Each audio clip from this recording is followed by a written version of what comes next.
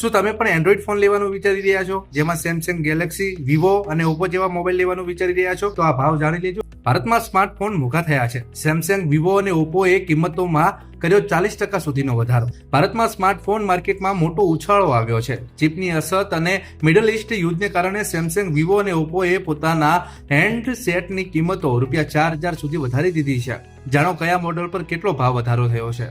Samsung Galaxy A57 કિંમત વધીને 62,499 થઈ છે, જેમાં 30% વધારો થયો છે.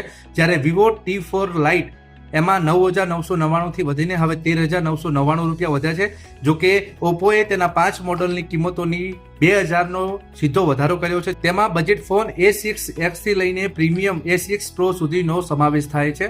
વધારો થવાનું કારણ AI મેમરી ચિપ્સની કિંમતમાં 120% વધારો અને સપ્લાય ચેનમાં અવરોધ થયો છે. એટલા માટે થઈને આ 3 જે ફોન છે એની અંદર વધારો કરવામાં આવ્યો છે. આવી જ માહિતી તમારે જો જોઈતી હોય તો અમારા પેજને લાઈક કરો, શેર કરો અને સબસ્ક્રાઇબ કરો.